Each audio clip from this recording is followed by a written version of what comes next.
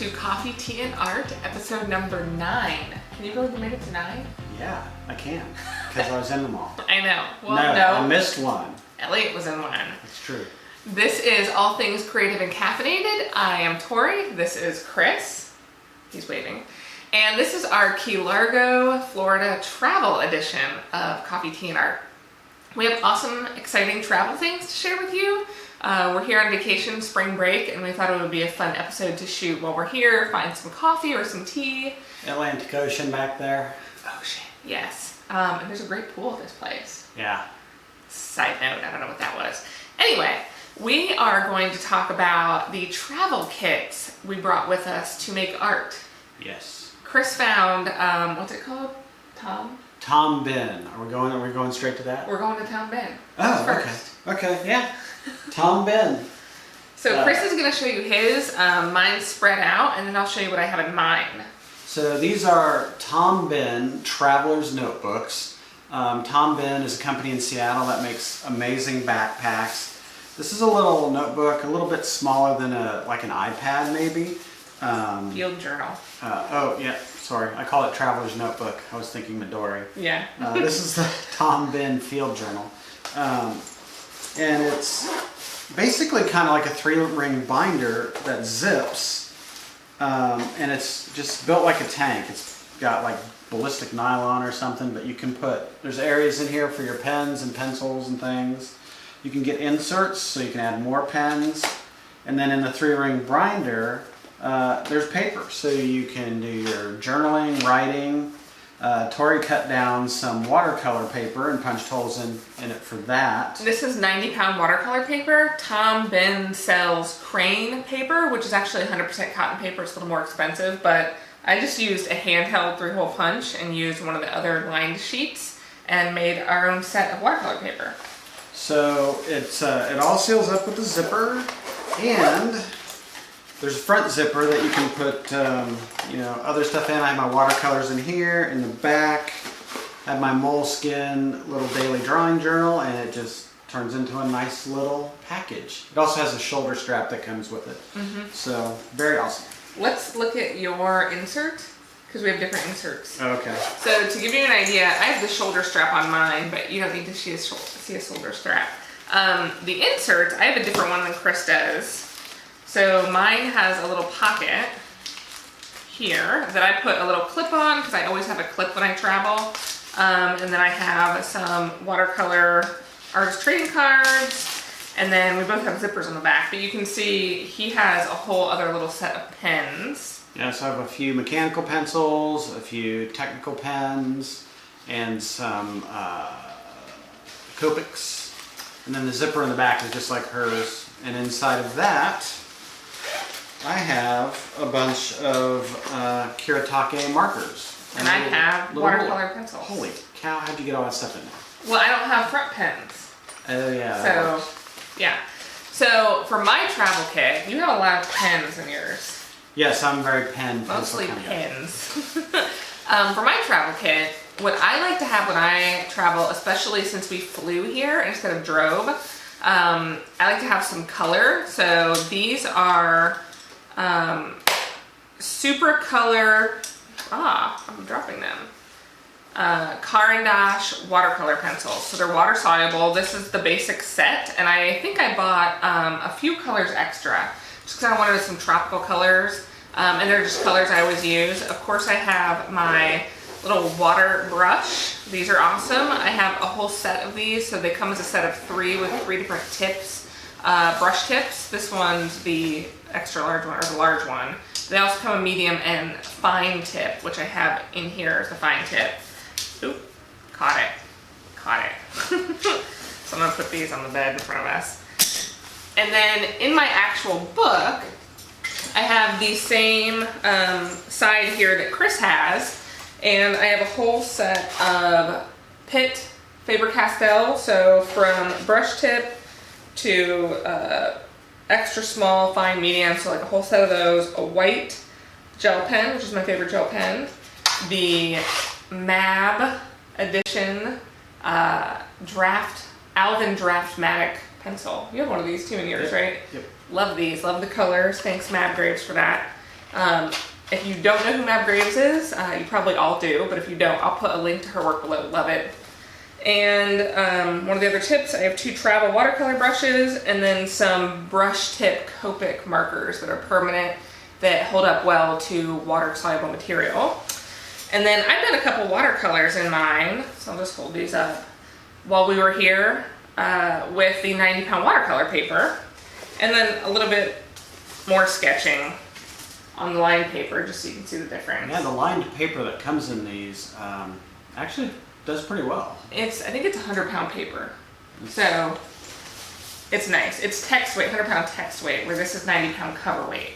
So that's why it's different. And the last thing I have, which Chris also has in his, which he mentioned, is the Daler-Rowney Aquafine watercolors. So I have a bunch of different kinds of travel watercolors. This is my favorite one to bring with me when I travel, when I fly, because it's super thin. It has this little hook on it, and I usually put my thumb through it and use it and hold other things, so then you can kind of do different things with it and you don't drop it. And I put some of my Daniel Smith watercolors here in the lid. Since these are metal, it sticks really nicely, so that I have my basic set and then some nicer colors that complement the basic set up here. And then you can mix and do other things. Then we have a water brush. You don't really need water. So it's pretty awesome. Why don't you talk about some of the stuff that you've done with this, like where you did your drawings? Sure. So as far as doing travel art, limiting yourself to a small set and then looking around. This one I did at the condo here where we're staying. And what I did, if you want to hold that one, is I posted this on Instagram. I started with this palm tree just because it was the first thing. I like to draw a lot of details in my illustrations in watercolor, especially like when I'm relaxing. It's almost like meditative. And so I went through here, I did a lot of the details in the palm fronds, and then I built the scene around it. The little boats and the landmass, since we're in the Keys, there's some other little islands that you can see and mangrove trees. And then in the foreground I put the pool building. And the clouds are also a big thing in the Florida Keys, so they're really neat. So then this other one, same kind of thing. I started with the catamaran and I did a lot of the detailing here. I started right in the middle and then I just built from the center out. So to me, using watercolor, and this has a little bit of marker, a little bit of mixed media, is just a nice way to highlight contrast and color and shape and volume. And it's just a lot of fun. You can just kind of sketch and go over things and everything, especially with watercolor, because you can start really light and then work up to a darker color. Awesome sauce. We usually start with the coffee. Did you just say awesome sauce? No. You guys didn't hear that. No.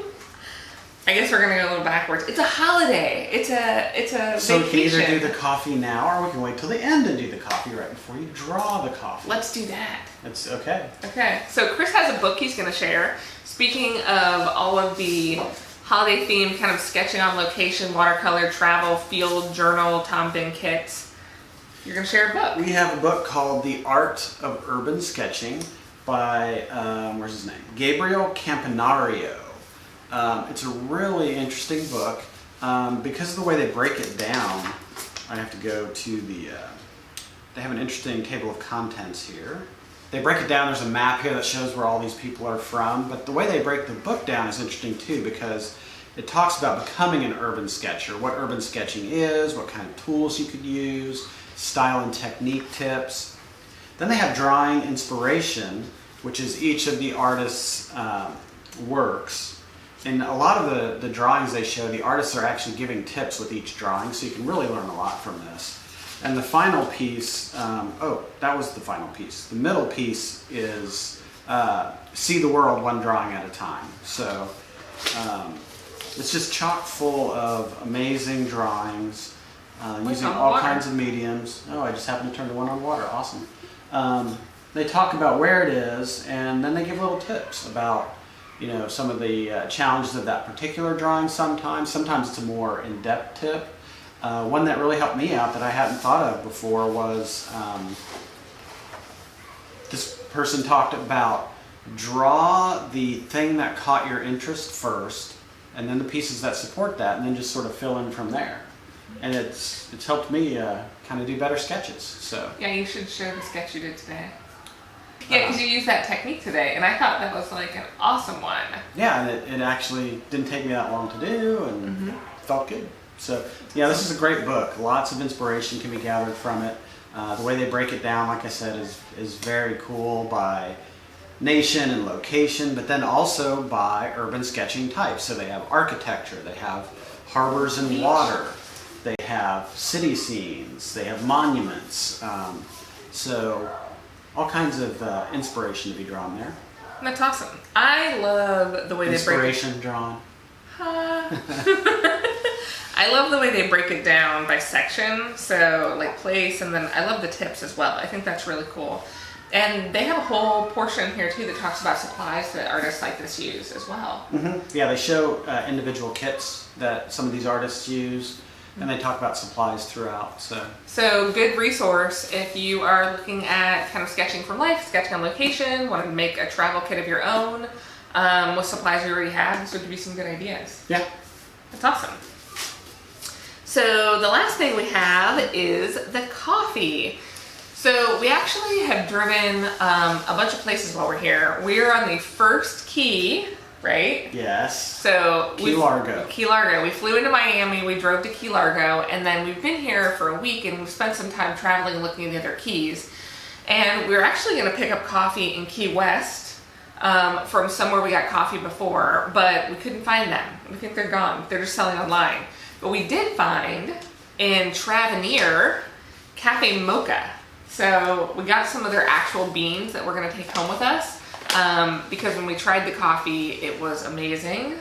Yeah. And the interesting thing about Cafe Moka is that they are French inspired. So they are from France. They had French pastries and they had French bread. We had to get some chocolate croissants because yum, love chocolate croissants.